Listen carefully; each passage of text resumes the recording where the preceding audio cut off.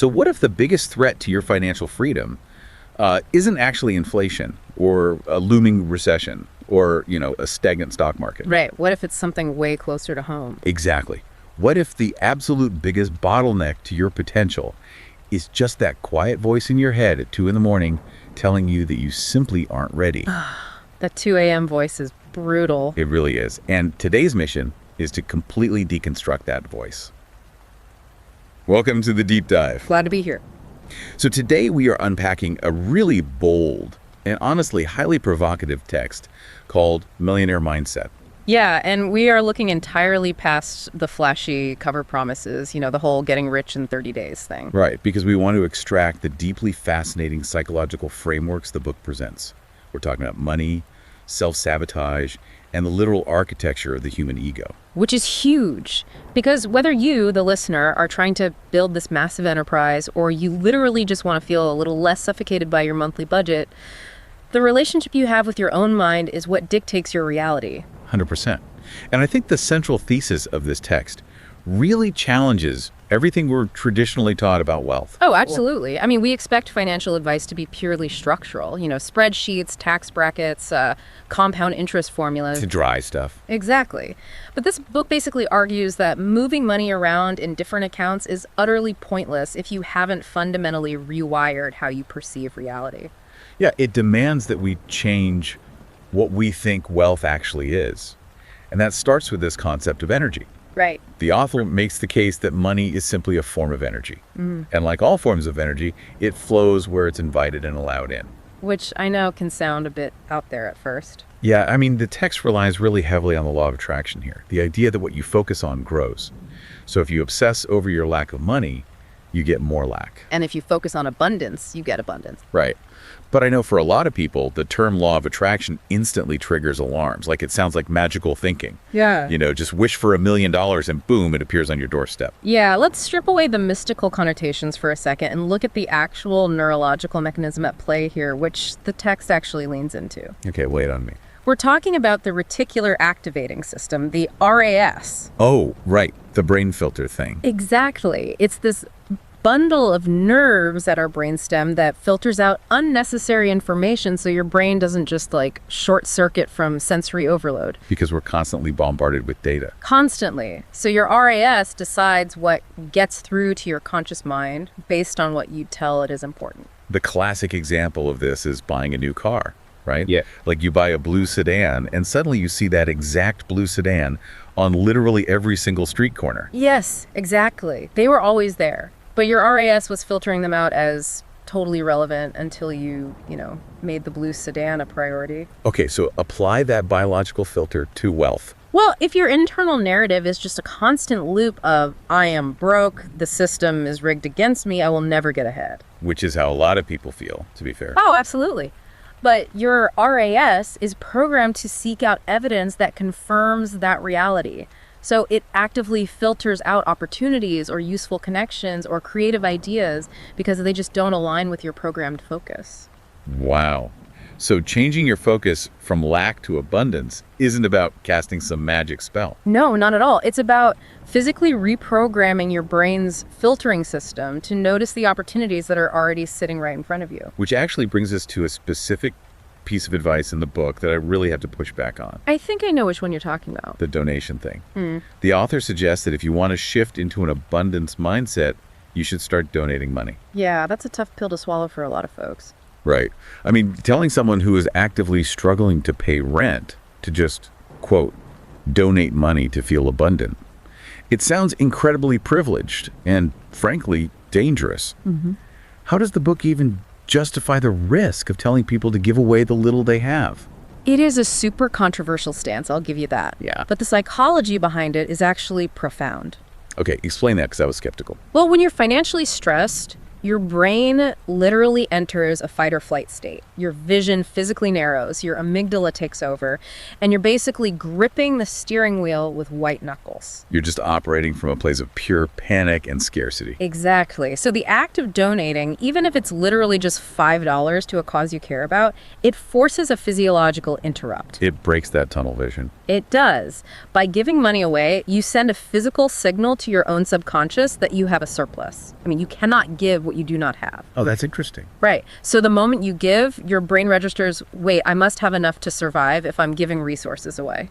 And it downregulates the panic. Immediately, it shifts you out of that defensive crouch and back into a state of cognitive openness where you can actually spot solutions again. Okay, I get the psychology of it now, but if shifting your focus physically alters your brain's filtering system and stepping out of panic allows the energy of money to flow naturally, there has to be some structural dam blocking that flow for most people. Oh, there is. Because otherwise, everyone walking down the street would be incredibly wealthy. Yeah. So what is the actual anatomy of that dam?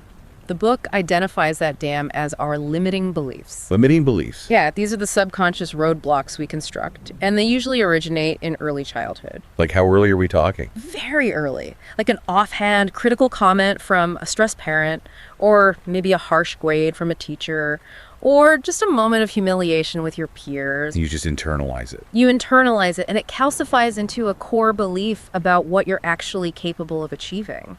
The text references author Mark Victor Hansen's concept of the self-fulfilling prophecy here. Which is basically that you get what you expect. Exactly. The mechanism of how those beliefs stay anchored in our minds is really fascinating to me. The book uses this super powerful visualization, comparing a limiting belief to a table. I love the table analogy. It's so good. So the tabletop is the belief itself. Let's say your belief is, I am not smart enough to start my own business. Right.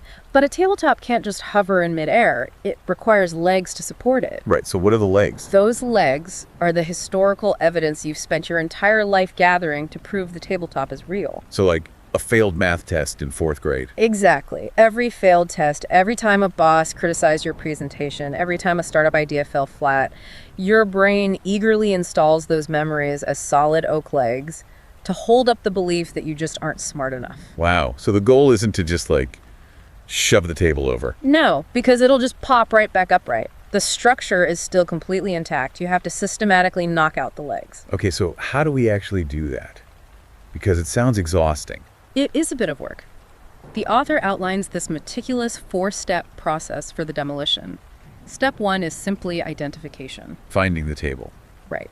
Bring the invisible table into the light and define exactly what the limiting belief is. Step 2 is where you actively challenge the evidence holding it up. So this is where you grab a sledgehammer and start swinging at the legs. Exactly. You force yourself to ask, was that failed presentation actually proof of my intelligence, or was I simply underprepared that day? Or like, was my parents' harsh criticism actually about my potential, or were they just projecting their own financial anxiety onto me? And go. You interrogate the memories until they crumble. And once the old table collapses, Then you reach step 3, which is constructing a new, empowering belief. Build a brand new tabletop. So instead of, I am not smart enough, the new belief is, I am exceptionally capable of learning new skills. I like that. It's active. Yeah. And finally, step 4 is to harness it, which means intentionally going out into the world to gather brand new evidence, new legs to support this new reality. And this is where I think listeners really need a warning. Oh, why? Because the text makes it very clear that step 4 is biologically agonizing. You are going to fight yourself every single step of the way. Oh, for sure. I really love the concept of the financial thermostat they use to explain this. Because humans are wired for homeostasis. We like things to stay exactly as they are. Right. The subconscious mind absolutely despises change because change represents the unknown, and evolutionarily speaking, the unknown represents danger. Right, so if your internal financial thermostat is set to, say, $50,000 a year, because that's what feels familiar and safe to your subconscious, And you suddenly land a contract that will make you $100,000. your brain hits the alarm, it gets incredibly uncomfortable. Your subconscious will literally start opening the windows to let the cold air in to bring the temperature back down to 50 grand. It's wild how we do that. You'll inexplicably sleep through a crucial meeting, or you'll pick a stupid fight with a major client. You will actively self-sabotage just to restore homeostasis. Which really demands the question, who was the architect setting that thermostat? Who was running around gathering all this negative evidence to build these terrible tables in our minds? Well, the text points the finger directly at the ego. And we really need to redefine that word immediately. Yeah, ego gets a bad rap. Well, when we hear ego, the image that usually springs to mind is like an arrogant CEO or someone at a party just constantly bragging about their accomplishments. Right, the narcissist. But the book argues the exact opposite. Blaming the ego for our deeply held insecurities feels contradictory until you look at how the ego actually operates. Yeah, the greatest trick the ego ever pulled was convincing us it represents supreme confidence. The text strips all that away and reveals the ego for what it actually is, which is a terrified, deeply insecure child. A terrified child. Think about it from an evolutionary psychology standpoint. Early humans survived by staying in the tribe. Rejection from the tribe meant wandering the savannah alone. Which meant certain death. Exactly. So the ego evolved as a survival mechanism to prevent you from doing anything that might cause the tribe to mock, reject, or exile you. So it basically weaponizes fear to keep you safe. It does. It desperately wants to avoid embarrassment or failure at all costs.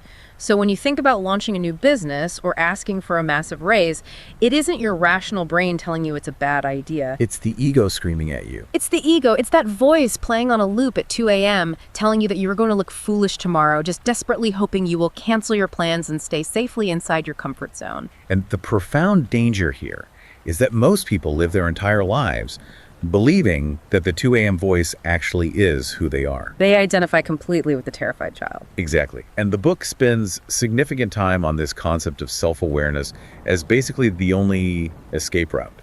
There's this brilliant anecdote about the philosopher Eckhart Tolle that perfectly captures the mechanics of this separation. Oh, I love that story. Tolle was enduring just excruciating emotional and psychological suffering, and he reached this breaking point where he thought to himself, I cannot live with myself anymore. Right. And in the aftermath of that thought, this huge realization struck him. Wait, who is the I that cannot live with the myself? Like, are there two of me? Exactly. It completely shatters the illusion. The myself is the ego. It's the noisy, terrified, chattering voice generating all the anxiety. But the I is the silent awareness just observing that voice. The text actually uses a really striking metaphor to solidify this for the reader. Imagine your mind is the vast blue sky. Okay, the sky. The thoughts, the anxieties, the ego's 2 a.m. panics, those are merely clouds passing across the sky. So most of us are zoomed in so tightly that we think we are the dark clouds. Right, we let the weather dictate our entire identity. But the birth of true wealth and true self-awareness is zooming out and realizing you are not the clouds. You are the sky watching them roll by. I want to apply that directly to you, the listener, for a second.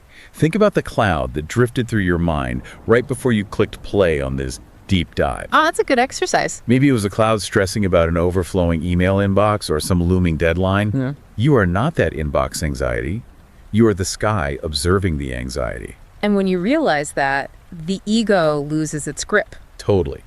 You can watch it throw a massive tantrum about a financial risk you want to take, and you can just observe it without actually letting it grab the steering wheel. And once you achieve that separation, once you recognize your capacity as the sky, you enter what the text refers to as limitless living. Limitless living. Yeah, the author actually references that film Limitless, where the protagonist takes a fictional pill to unlock 100% of his brain, effortlessly mastering markets and languages. So Bradley Cooper, right. That's the one. The argument the book makes is that this superhuman capacity isn't science fiction at all. It's our default human state once we dismantle the limiting beliefs and quiet the ego. So to actualize this state, the text provides these specific rules for designing a limitless reality. But I really have to call a timeout on rule number 4. I had a feeling you would bring that up. The book states, quote, "The majority of life's major events are benign." I read that and immediately underlined it in red ink. Like, how can the author categorize getting married, experiencing a divorce, having a child, or changing careers as benign? It sounds totally counterintuitive. Those are the monumental tentpoles of human existence.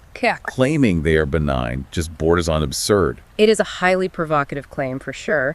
But the text backs it up by citing this landmark psychological study conducted by Kanner, Coyne, Schaefer, and Lazarus. Okay, what do they actually do? Well, they didn't just ask people how they felt. They meticulously tracked human well-being over extended periods of time. And they compared the impact of major life milestones against everyday, mundane occurrences. And what were the actual mechanics of the findings? Because I'm still skeptical. The data revealed a massive blind spot in human perception. We dramatically overstate the long-term impact of major cinematic life events on our baseline happiness. Wait, really? Yeah. The study proved that your day-to-day psychological well-being is overwhelmingly dictated by microfactors. Like what?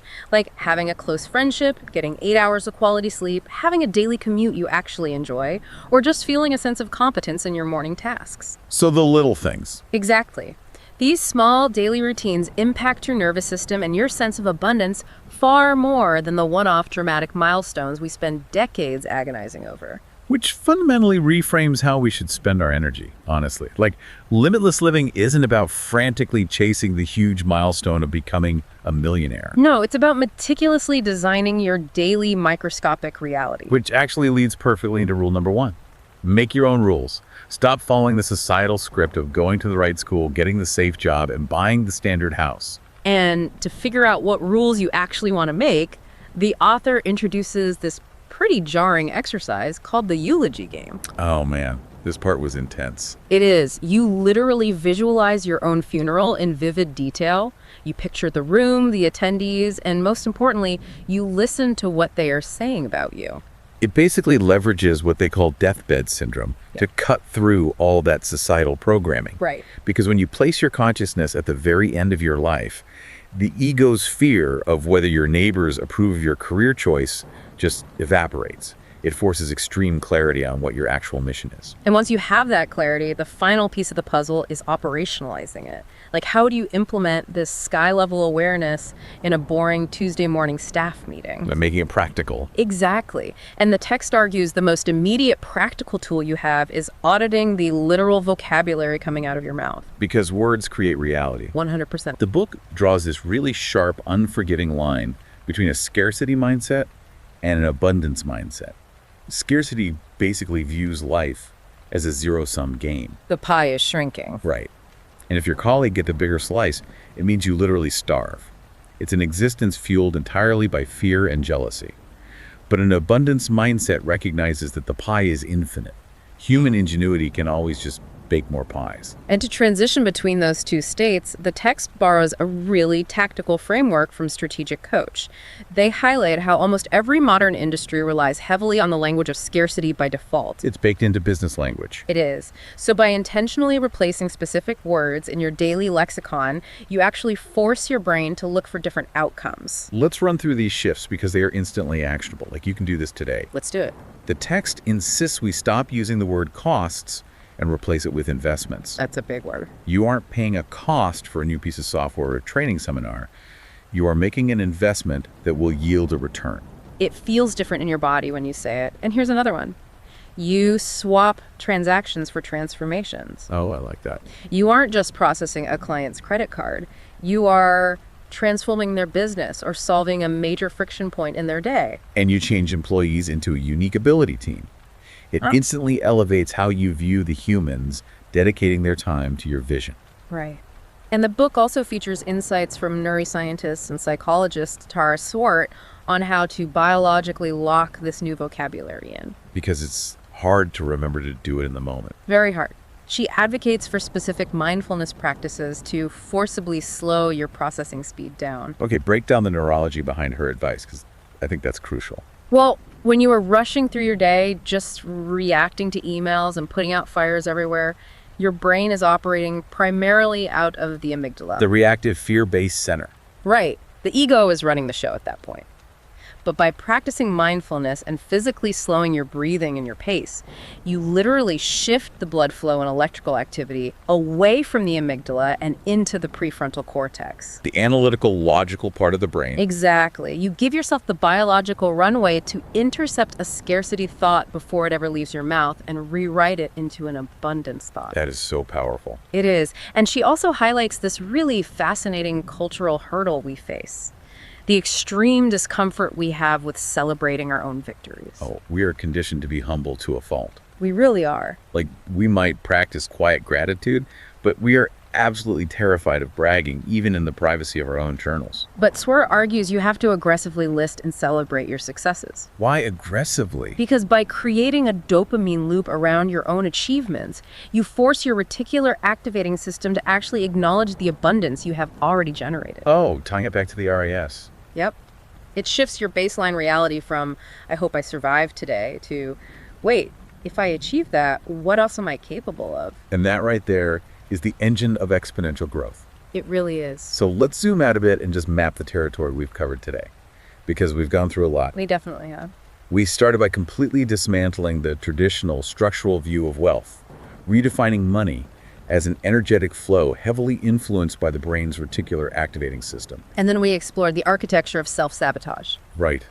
Learning how to take a sledgehammer to the historical legs supporting our limiting beliefs, despite our brain's totally desperate plea for homeostasis. And we unmasked the ego, realizing it isn't some arrogant CEO, but literally a terrified child trying to keep us safe from rejection. We practiced becoming the vast sky, observing our anxieties as just passing clouds, rather than identifying as the storm itself. And finally, we brought it all down to earth by actively auditing our daily vocabulary, using neuroscience to shift from a language of fear and transactions to a reality of investments and transformations. The overarching theme of this deep dive is just incredibly clear. The mind is an exceptional worker, but it is a tyrannical, terrible boss. Terrible boss. Reclaiming your financial potential has to start by reclaiming authority over your own mental programming. You built a prison, which means you hold the keys. But it requires vigilance. The ego will always try to creep back in and reset your thermostat to a comfortable level of scarcity. You have to actively choose abundance every single time you speak. Which really leaves us with a final lingering thought to chew on today. We spent this entire deep dive discussing how this internal rewiring changes your personal reality and your own bank account. Right. But consider the ripple effect on the next generation. If we are subconsciously passing down these invisible financial thermostats and scarcity vocabularies to our children, how does adopting an abundance mindset today fundamentally alter the conversation you're going to have with your kids tonight about what they, quote, can't afford or what they can't achieve? That's a huge question. It is. Think about it. See you next time.